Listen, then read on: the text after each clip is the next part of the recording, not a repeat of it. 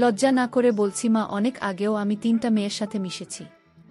তারা শুধু সুখ পেয়েছে, আমার কাছে আদর ভালোবাসা একটুও পায়নি আমার কাছ থেকে, এমনকি আমার নিজেরও হয় না যতক্ষণ চোখ বন্ধ করে তোমাকে না ভাবি। যখন বসে মেয়ের জায়গায় তোমাকে কল্পনা করি, তখন আমি আর নিজের মাঝে থাকি না। সুখের সাগরে ভেসে যায় কেবলমাত্র তখনই হয় আমার। মা বলল, তুই তো অনেক দূর এগিয়ে গেছিস। তাহলে আমি অনেক আগে থেকেই বুঝতে পারতাম যে, আর চোখে লুকিয়ে লুকিয়ে আমাকে দেখিস। ভাবতাম পাগল ছেলেপুলে আর একটু বড় হলে সমবয়সী মেয়েদের সাথে মিশে ঠিক হয়ে যাবে, কিন্তু এখন দেখছি তা না। তোর দেখি বয়স্ক মহিলাদের ভালো লাগে, এতক্ষণ মার সাথে এত খোলামেলা কথা বলতে পেরে নিজেকে অনেকটা হালকা লাগছে এখন। তাই সাহস করে মাকে ধরে শুইয়ে দিলাম। তারপর যা করলাম তা শুনলে আমি গ্যারান্টি দিয়ে বলতে পারি তোমাদের দাঁড়িয়ে যাবে। তাই তোমাদের পায়ে ধরে বলি, ভিডিওটা শুরু থেকে শেষ পর্যন্ত দেখো। আমার নাম রাশেদুল ইসলাম রাসেল। সবাই আমায় রাসেল নামে চিনে। বয়স 22 বছর, উচ্চতা 5 ফুট 8 ইঞ্চি। 1 বছর আগে সেনাবাহিনীতে ভর্তি হয়েছি। বর্তমান পোস্টিং হয়ে কুমিল্লাতে, আমাদের বাড়ি কিশোরগঞ্জ। বাড়িতে মা আর ছোট একটা বোন আছে। বাপ শহীদুল ইসলাম অনেক আগে মারা গেছে। আমি তখন ক্লাস 7-এ পড়ি আর ছোট বোনটা ক্লাস 4-এ পড়ে। তখন থেকে মা নিজে কষ্ট করে সংসার চালিয়েছেন। বাড়ি বসে সেলাই মেশিন দিয়ে মানুষের কাপড় বানিয়ে বানিয়ে আমাদের ভরণ পোষণ দিয়েছে। কিছু চাষের জমি ছিল, তা চাষ করে আমাদের সংসার কোনোমতে চলত। আমার চাচারা যেমন কিন্তু এমন হারামি, আমাদের এক মুঠো ডাল ভাত তুলে দেওয়ার মানুষ ছিল না। নানা নানি দাদা দাদি অনেক আগেই মারা গেছেন। মামা মামিরা আত্মীয় স্বজনরা কিছুটা সহযোগিতা করেছে, কিন্তু খুবই কম সাহায্য করেছে, কারণ মা নানার বাড়িতে যে সম্পত্তি পেত ভাগে তা লিখে নিতে পারে। আমার সরল মনের মাতা লিখে দিয়েছে। যাই হোক, আমি কলেজে ভর্তি হয়েছি। কিছুদিন হয় এমন সময় শুনলাম সেনাবাহিনী লোক নেবে, মাকে বলে লাইনে দাঁড়িয়ে গেলাম। আমার নিজের উপর ভরসা ছিল, কারণ আমি মোটামুটি সব দিকেই পারফেক্ট ছিলাম।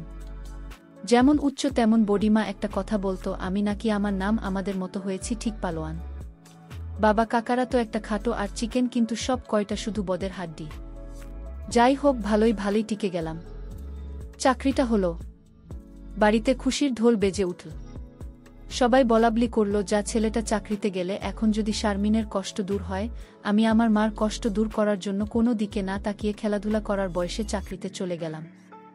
গ্রামের বাড়ি হলেও ভয়ের কিছু নেই, আশেপাশে তো চাচার আছে। বোন নূপুর আক্তার, বয়স 18, ইন্টার সেকেন্ড ইয়ারে পড়ে। বাবার মতো টিনটিনে কাঠি, মানে শুকনো। আমারই এমন মেয়ে পছন্দের না। জানি না অন্য ছেলেরা কিভাবে আমার বোনকে পছন্দ করবে। মা শারমিন বেগম, বয়স মনে হয় 37 হবে, দেখতে অনেক সুন্দর, এখনো যুবতী মেয়েদের সাথে পাল্লা দিতে পারবে। ফর্সা লাল টুকটুকে। মার দ্বিগুল কালো চুল, ঘন মেঘের ভেলা, এত ঘন লম্বা চুল যে তার সারা পিঠ বেয়ে কোমর ছড়িয়ে নিচে নেমে যায়। লাল টুকটুকে ঠোঁট আর টানা টানা চোখ, সব মিলিয়ে আমার কামনার নারী। আমার জন্মদানকারী বিধবা মা, যা চরম পাপ, যা কখনো পাওয়ার না। সবই জানি, সবই বুঝি, কিন্তু তারপরও মনের কোথায় যেন শারমিনকে নিয়ে স্বপ্নের নীড় রচনা করি। যেখানে মা নয়, সে আমার শারমিন শুধু স্বামী। আমার মনের এই গোপন চাওয়ার কথা শুধু আমি জানি। আমার সরকারি বেতনে মা সৌন্দর্য যেন দিনকে দিন বেড়েই চলছে। মার গর্বে বুক সবসময় ফুলে থাকে। গ্রামের সবসময় আমার জয় জয়কার। 7 বছরে ভাঙা ঘর পাকা করেছি। এখন 4 রুমের বাড়িটা আমাদের শান্তির নিড। এবার ছুটিতে এসে মা বায়না শুরু করলো আমার বিয়ে দেবে, কিন্তু আমার বিয়ের প্রতি কোনো মন ছিল না। যদিও এটা অনেক আগে থেকেই আমার বিয়ের কথা ভাবছে মা, আমি শুধু বারবার এগিয়ে যাচ্ছি। আজকে নিয়ে আমার সাথে মুখ তলা কালি হয়ে গেল। মার এক কথা, নূপুর বড় হয়েছে, বিয়ে দিতে হবে। এরই মাঝে কয়েকটা সম্বন্ধ এসেছিল। তার বিয়ে হয়ে গেলে সে একা একা কিভাবে থাকবে, হ্যান ত্যান কত কথা। আমি বাড়িতে এসেছি শুনে আমার ছোট মামা এল। সারাদিন থেকে বিকালে যাওয়ার সময় আমাদের সবাইকে নিয়ে যেতে চাই। আমরা না যাওয়াতে জোর করে নূপুরকে নিয়ে গেল। বলল 2 দিন পর মা ছেলে গিয়ে বেরিয়ে আসবে আর নূপুরকে নিয়ে আসবে। আমাকে আর মাকে নিয়ে যাওয়ার জন্য আর কি এমনটা করল। সন্ধ্যা থেকে আকাশটা মেঘলা হয়ে আছে দেখে বাইরে গেলাম না। না হলে 2 দিন থেকে এসে সন্ধ্যার পর বন্ধুদের সাথে আড্ডা মারতে বেরিয়ে পড়তাম। আজ গেলাম না দেখে মা ও ভীষণ খুশি। গরম গরম পকোড়া ভেজে দিল। বিছানায় বসে মা ছেলে মিলে আরাম করে খাচ্ছি। মা বলল, রাসেল। হুমা বলো। তুই কাউকে পছন্দ করিস বাবা? আমি মার মুখের দিকে তাকিয়ে মুচকি মুচকি হাসছি। বল না পছন্দ করিস। যদি কাউকে পছন্দ করতাম তাহলে তুমি এতদিনে জানতে না। তবে একজনকে খুব ভাল লাগে, আর এটাও জানি তাকে আমি পাব না। কেন পাবি না? আমার ছেলে কি দেখতে খারাপ? কোনো লাট সাহেব এসে হাহা তুমি দেখে রেগে গেলে? রাখব না, এমন সোনার ছেলে আমার। আর কিনা বল তুই কে সে? বাদ দাও তো মা, আমার যাকে ভালো লাগে তার কথা দুনিয়ার কাউকে বলতে পারবো না, শুধু সৃষ্টিকর্তা ছাড়া। মা আমার এমন গম্ভীর কথা শুনে অবাক হয়ে চেয়ে রয়েছে। এটা কি কথায় বাবা? আমাকে বলতে না পারিস তো? ভাবি মানে হাশেমের বউয়ের কাছে বলিস তুই? আমি হাশেমের বউয়ের সাথে অনেক ফ্রিভাবে কথাবার্তা বলতাম, কিন্তু আমি মাকে বললাম তা না। তুমি আমার সবচেয়ে বড় বন্ধু, তোমাকে যেহেতু বলতে পারছি না, সেখানে ভাবে বলতে গেলে তারা তো আমাদের শত্রু হবে। তাদের বলতে যাব কেন? তাহলে বল না কে সে, কোথায় বাড়ি? যাব কোনো বাড়ির মেয়ে? মেয়েটি দেখতে কেমন নাকি? আমি চুপ করে বসে রয়েছি, মায়ের প্রশ্নের কোনো উত্তর দিচ্ছি না। মা অনেকক্ষণ আমার উত্তরের অপেক্ষায় থেকে মুখ গোমরা করে চলে গেল। ঘন ঘন বিদ্যুৎ চমকাচ্ছে, আকাশটা কালো হয়ে আছে, রাতের তারাগুলো না জানি কোথায় ডুব দিয়েছে। আমি জানালার গ্লাস খুলে দিয়ে ঠান্ডা হাওয়া গায়ে নিচ্ছি। হাত বাড়িয়ে ব্যাগটা নিয়ে খুললাম, সিগারেটের প্যাকেটটা বের করে একটা ধরিয়ে টানছি। প্যাকেট রাখতে গিয়ে মোবাইলের বক্সটার কথা মনে পড়ল। দুপুরের জন্য যা যা এনেছিলাম সব দিয়েছি, শুধু মারগুলো দেওয়া হয়নি, চেয়েছিলাম দিতে। এমন সময় ছোট মামা এল, তাই আর দেওয়া হয়নি। নতুন অ্যান্ড্রয়েড সেট বা ভীষণ খুশি হবে। আরেক বক্সে একটা সোনার চেন, আর যেটা ছিল সেটা আমার এসসি পরীক্ষার ফর্ম ফিলআপের সময় বিক্রি করে দিয়েছিল। তখন থেকে মারগুলা খালি। আরও কয়েকটা জিনিস আছে আমার জন্য। এখানে ঝড় আসতে পারে, কারেন্ট চলে গেলে ক্ষেত্রে ঝামেলা হবে। আমি তাড়াতাড়ি সিগারেটটা জানালা দিয়ে বাইরে ফেলে দিয়ে, হাত দাও, কি লজ্জা! বা সিগারেট খেতে দেখে নিল। জানে আমি খাই, তবে এভাবে দেখিনি কখনো। আসলে ঘরে বসে সিগারেট খাওয়াটা ভুল হয়ে গেছে। সারা ঘরে সিগারেটের ধোঁয়া। মা ছেলে খেয়ে দিয়ে উঠলাম। তারপর আমি মাকে বললাম, মা আমার রুমে এসো তো একটু। মা বলল, তুই যা, আমি থালা বাসনগুলো গুছিয়ে আসছি। আমি রুমে এসে শুয়ে রইলাম। বা কয়েক মিনিট পর হাত মুছতে মুছতে সে বলল, কি রে বাবা? আমি উঠে মায়ের হাত ধরে খাতে নিয়ে বসলাম। ব্যাগ থেকে এক এক করে শাড়ি, ব্লাউজের কাপড়, ছাড়ার কাপড়, একটা বাদর বোরকা, দুইটা ওড়না, একটা শীতের জামা, চাদর ও একটা প্যাকেট দিলাম। প্যাকেটটা দিলাম ভয়ে ভয়ে, কারণ ওতে দেশের ছোট জামা কাপড় আছে। জানি না দেখার পর কি বলবে। এত কিছু কি জন্য এনেছিস? তোর কি বুদ্ধিশুদ্ধি হবে না কখনো? প্রতিবারই এত কিছু আনা লাগবে? আগ থামো তো, তুমি যা লাগে তা আনব না। এটাতে কি রে? না, ওটা এখন খুলবে না, তোমার ঘরে গিয়ে খুলবে। আর প্লিজ রাগ করবেন না। কি আছে এতে তা তুমি খুলে দেখে নিও। আর হ্যাঁ, আরও কিছু আছে। এই বলে মোবাইলটা দিলাম। একটা থাকতে আরেকটা এত দামি মোবাইল তোমার চেয়ে কোনো কিছু দামি নয় আমার কাছে। এই বলে গালে একটা হামি দিলাম। মা আমার কপালে হামি দিল। আমি বললাম, চোখ বন্ধ করো তো। মা বলল, কেন রে বাবা? আহ, করো না একটু। মা হেসে দিয়ে চোখ বন্ধ করল। আমি চিনতাম আর গলায় পরিয়ে দিলাম। এখন চোখ খোলো মা। মা চোখ খুলে সোনার চেনটা দেখে হাউমাউ করে কেঁদে দিল। না না না, একদম কাঁদবে না প্লিজ, মা কেঁদে না, তোমার মুখে হাসি দেখ বলে নিয়ে এসেছি। আর সেখানে তুমি যদি কাঁদো তাহলে আমার খুব কষ্ট হবে মা। না রে বাবা, কাঁদছি না, তুই বুঝবি না এটা কিসের কান্না। খুশি হয়েছ মা? আরে বাবা, অনেক খুশি হয়েছি। এই বলে মা দাঁড়িয়ে আমাকে ধরল। আমি তো কেঁপে উঠলাম। মা কখনো এভাবে আমাকে ধরেছে বলে মনে হয় না। কি নরম, কি সুন্দর গান দুইটা আমার বুকে পিষ্ট হচ্ছে। মা অনেকটা খাত ও হওয়াতে তার মাথাটা আমার থুতনির নিচে, চুল থেকে সুবাস এসে নাকে লাগছে। নাক মুখ ডুবিয়ে দিলাম চুলে। ধীরে ধীরে আমার ওটা শক্ত হচ্ছে। মন চাচ্ছে হাত দুইটা একটু নিচে নিয়ে রাখি, তবে সাহস পাচ্ছি না। আমার মা, যার আগে মানুষ ছোটবেলায় কত বেটপেটা করেছে তার হিসাব নেই। মার মুখটা দু হাত দিয়ে ধরে কপালে একটা হামি দিলাম। আর কখনো কাঁদবে না মা, আমি যেন তোমার চোখে পানি না দেখি। আচ্ছা বাবা, আর কাঁদব না। তো যাও, লাল তাঁতের শাড়িটা পরে দেখাও তো দেখি কেমন লাগে আমার মাকে। যা পাগল, আমি বিধবা মানুষ, আমার এমন লাল তককে শাড়ি পরলে মানুষ কি বলবে? কে কি বলল তাতে তোমার কি যায় আসে? আর এখানে মানুষ আসবে কোথা থেকে? মানুষের সামনে না পড়তে চাইলে পর না, এখন আমাকে তো পরে দেখাও। আমার খুব মন চাইছে সাজুগুজু করে কেমন লাগে দেখতে। তাই আমার বাবা এনেছে, আর আমি পরব না তা কি হয়? তবে মানুষের সামনে কখনো করতে বলিস না রে। ঠিক আছে মা, আমি শুধু আমার সুন্দরী মাকে দু চোখ ভরে দেখতে পেলেই হলো, যা দুষ্টু মাকে কেউ সুন্দরী বলে। হ্যাঁ হ্যাঁ তাই। তাহলে কি বলবো? তুই জানিস কি বলবি বিনি? না, প্যাকেটে যা আছে তাও পড়ো। কি আছে প্যাকেটে, যাও খুলে দেখো। মা চলে গেল। আমি পিছন থেকে তার পাছার দোল দেখে মুগ্ধ হয়ে গেলাম। এই মহিলার কি কখনো যৌবনে ভাটা পড়বে না? প্রায় 15 মিনিট পরে মায়েল। অসম্ভব, এ কাকে দেখছি আমি? এতদিন এক পেটের শাড়িতে যে মাকে দেখেছি তার সাথে মানুষটির কোনো মিল নেই। অপরূপ সুন্দর, অতুলনীয়, গর্জিয়াস। যতই উপমা দিই না কেন কম হয়ে যাবে। মা দরজার কাছে দাঁড়িয়ে আছে, আমি বিছানার পাশে হাঁ করে দাঁড়িয়ে আছি। মা ভীষণ মায়াবী করে হেসে চোখের ভ্রুর ওঠানামা করে জানতে চাইলে কি কেমন। আমি ধীরে ধীরে মার সামনে গিয়ে দাঁড়ালাম। কিরে, কেমন হয়েছে? দারুণ মা, খুব সুন্দর মনে হচ্ছে অ্যাঞ্জেল। যাক, দুষ্টু মাকে এমন কমপ্লিমেন্ট দিতে হয়। আমার 10 পাশ মাঝে এমন কথাও বলতে পারে জানা ছিল না। শরীর মা বলে হাত ধরে বিছানায় নিয়ে বসলাম। আমি নিচে বসে মার কোলে মাথা রাখলাম। তুমি সব সময় এমন ভাবে থাকতে পারো না মা। মা আমার মাথার চুলে হাত বুলিয়ে দিয়ে, কি পাগলের মতো বলছিস? গ্রামের মানুষ দেখলে কি বলবে? তাহলে বলো, আমি যে কয়দিন থাকব সে কয়দিন এমন করে সেজে থাকবে কেন রে? আমার খুব ভাল লাগে মা, পাগল ছেলে। আচ্ছা থাকবেনি। আমি মুখ উঠিয়ে আমার মুখের দিকে তাকিয়ে, ওগুলো পড়েছ মা? যা শয়তান, কিছু তো স্মরণ করার জন্য কেউ এসব আনে। জানি না আমাকে ওখানে কি না, তবে বাবা থাকলে হয়তো আমিও জানতাম না। সে নেই দেখে মনে হলো আমার তো ভালো মন্দের খোঁজ রাখার কেউ নেই, তাই নিজে রাখি। রাগ হয়েছে মা?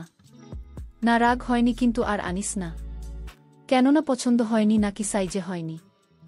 সব ঠিক আছে। তবে আমি বললাম কি মা? মা লজ্জায় মুখ ঘুরিয়ে নিয়ে, তুই জেনেছিস ভাবলে পড়তে স্মরণ করে। আজ থেকে আমাকে ছেলে নয় বন্ধু ভাববে।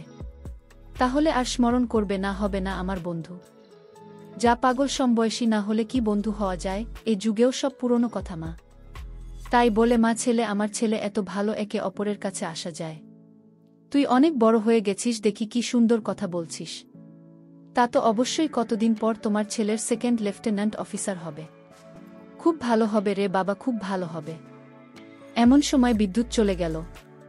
মোবাইলটা জ্বালাত রাসেল, দেখি চার্জার বাড়িটা কোথায় আছে।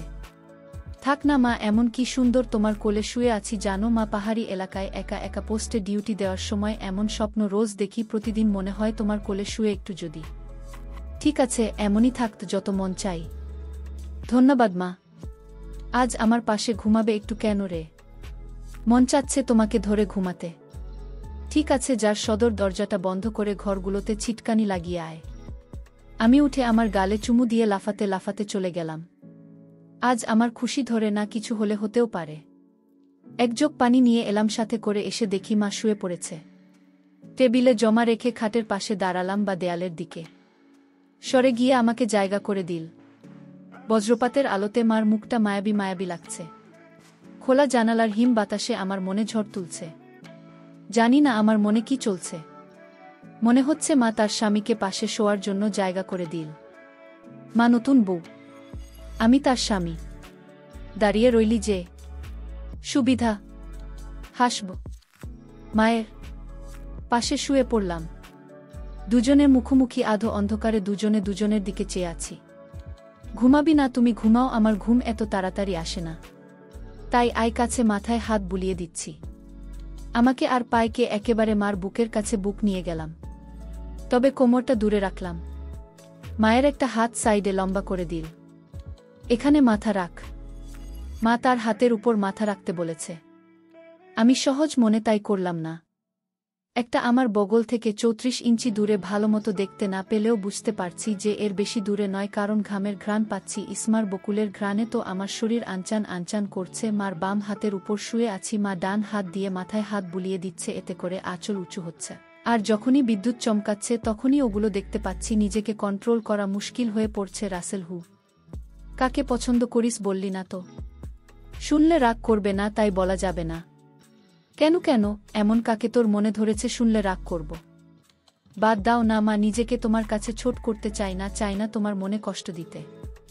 তোর কথা তো আগামাথা কিছুই বুঝছি না। না বুঝলে মা? হু, তোমাকে একটু ধরি। মাহি কি করে হেসে ধরে। কি সুন্দর ঘ্রাণ গোমা তোমার। যা শয়তান। আমি মার এমন আশকারা দেওয়া কথায় সাহস পেয়ে তাকে চিৎ করে দিলাম।